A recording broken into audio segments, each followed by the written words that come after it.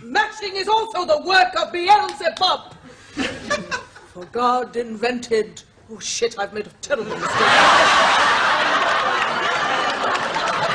I shall eat my turnip as God intended. Fine.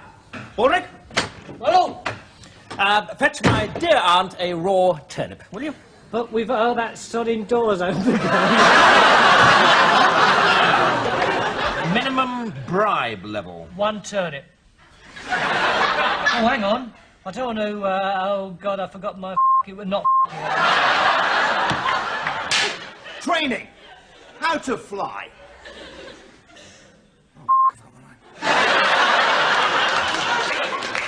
Training how to fly.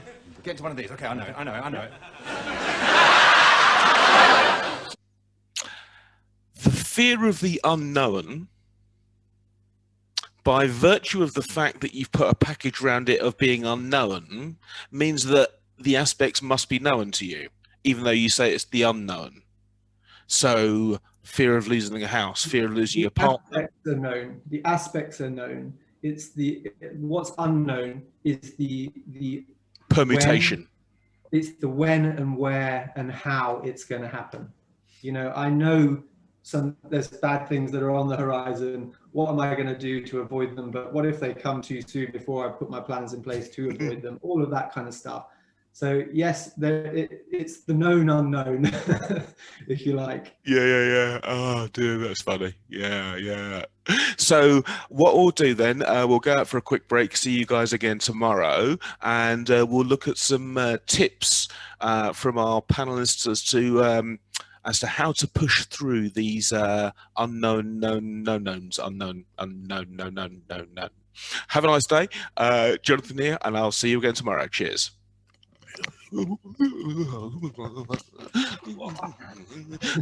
Drink of water.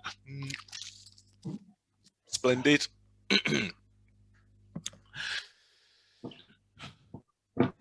Hi LinkedIn family, Jonathan here from Some Talented People, and we're continuing our discussion. And yesterday we left you with the idea that the fear of the unknown is what stops people from progressing in the way that their businesses could.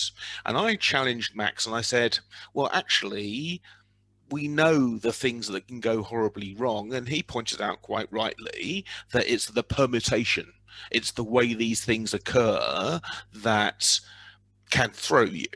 So what I'd like to do today is to go around our panel, and I want a strategy to overcome one of the knowns that we know go horribly wrong. So to identify the problem and then tell people that are watching a way around it, a way of reframing it, or whatever you want to do your thing. Who wants to go first? Don't all jump in. I will go first. I think the first thing to say is there are known unknowns and unknown unknowns. You're not so it's getting complicated. An unknown unknown would have been a pandemic, obviously. None of us saw that coming. And then there are things that are more known. So those might be risks or weaknesses that might hold us back from achieving our business vision. So pick one now, and tell me what someone can do practically today. So basically, where we're talking about the more known unknowns, this still requires out of the box thinking. So coming together as a team, if you have a team, and saying, okay, what do we anticipate are going to be the issues that might stop us reaching our business vision? Out of that, you will probably come up with a list of things that might happen or would need to be resolved in order to give you the best chance of getting there. And then what you do with those risks is bulletproof them. Right. So at the moment, can I just finish? Sure. So to come back to something that was mentioned earlier, which is overwhelm. When you're growing really fast, it can be overwhelming. So having a plan in place of how you're going to scale when you're going to bring more people into your team, etc., can help with that as well. And it's also something that would start to bulletproof those risks. When you say bulletproof, what do you mean?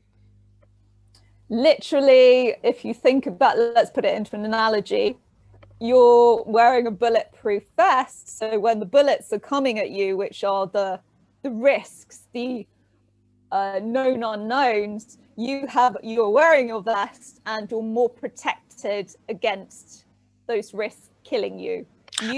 You being your business vision. And is that as a result of the planning that you're advocating? I advocate planning, but I advocate agile planning. Okay. So I actually hate business plans, you know, for 12 months, 2 years, 5 years. I think having a vision for 5 years is great. Trying to do a business plan that will cover every step in the next 5 years is just impractical. So plans should be short-term, medium-term, and have this longer-term vision. Yeah. Okay, so in the strategy, sorry, I was going to say, because you're asking about the strategies to deal with, you know, these things, these risks and these unknowns, is for me what I find works is to stop and walk away, and just temporarily, by the way. I think if you get overwhelmed, as you're saying, if you get overwhelmed and you're thinking, oh shit, there's a lot of stuff going on here, I don't know how I'm going to deal with it, that can consume you, can consume your mind, and you start thinking very in a linear way. If you stop what you're doing, go outside, go ride your bike, go and talk to friends, do something completely unrelated, you'll find that when you come back, you might actually have a decent idea. And for me, anyway, 9 times out of 10, that works. So yeah, and that's a really good point, because, you know, when you do that, you go into alpha brainwave state, which is the more creative brainwave state that will allow you to have those kind of ideas and solutions that just drop into your head. How do you achieve that alpha brainwave state then? So Max has given us a couple of examples. What else can we do? So I very much say find what works for you. For some people, that's meditation. Other people hate meditation. For some people, it's exercise. For some people, it's having a bath or reading. But I mean, the number of people I've talked to that said, I had this wonderful idea whilst I was having a shower. There's a reason for that. It's because you're in that relaxed brainwave state rather than going into that kind of more stressy state where you're like, oh God, there's this horrible problem, I have to fix it. That's very interesting, actually. There's a TED talk, Amy Cuddy, talking about the way people identify as stress as either being damaging or as a superpower.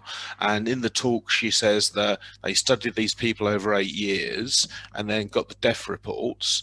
And people who had a high level of stress had a 2 or 3 times greater chance of dying, but only if they believed stress was damaging.